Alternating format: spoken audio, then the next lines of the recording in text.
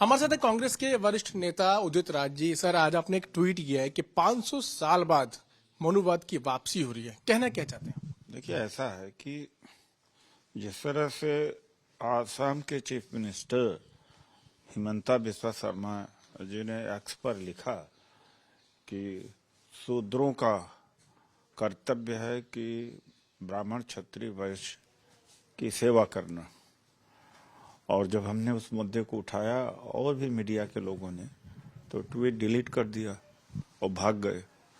तो क्या है, प्रधानमंत्री जी निषाद के घर जाते हैं, यानी केवट के घर जाते हैं, एक लोअर कास्ट के घर जाते हैं, उसको डिग्निफाई करते हैं।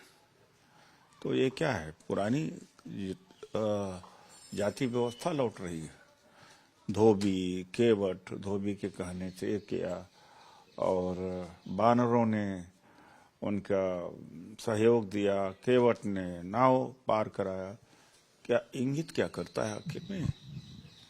अब तो भव्य मंदिर अयोध्या में बन रहा है, सभी को खुशी है, इसमें किसी को क्यों आपत्ति हो। पूरे देश का पैसा लग रहा है, जो टैक्स पेयर्स का ही तो पैसा होता है। एयरपोर्ट इतना डेवलप हो रहा है, स्टेशन है, अच्छी बात है। लेकिन जो हिमंता बिस्वा शर्मा कह रहे हैं और बीजेपी के लोग भी कि केवट के घर गए, निषाद के घर गए, तो इससे क्या हम अनुमान लगाएं?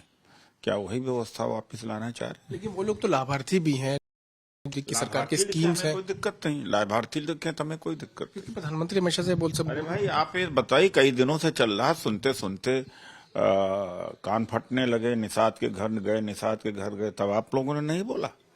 तब तो एक केवट के घर गए, लाभार्थी के घर कहाँ गए? अब बात बदल रहे हैं। जो अंदर है, अंदर की जो चीज निकल के बाहर आई, अब मुकर रहे हैं उससे।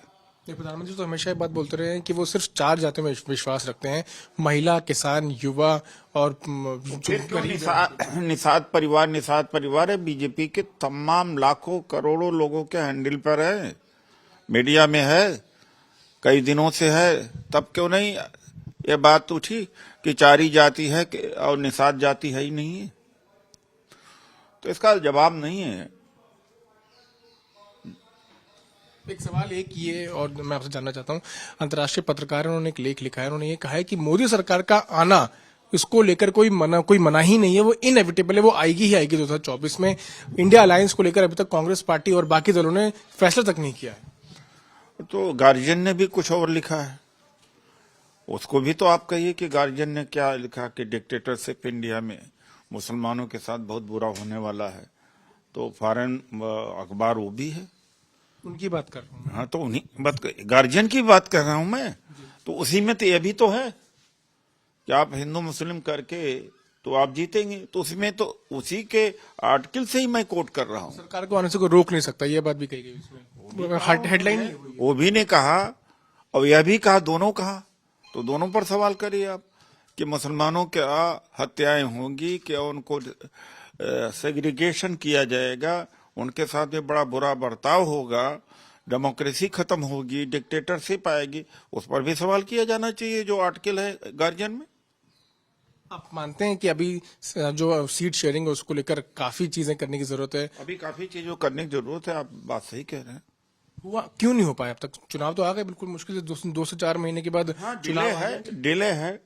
अब हम चुनावी मशीन तो हम है नहीं, बीजेपी तो 5 साल चुनाव लड़ती है, तो चुनाव का परिणाम आते नेक्स्ट डे चुनाव पर लड़ना शुरू कर देते हैं।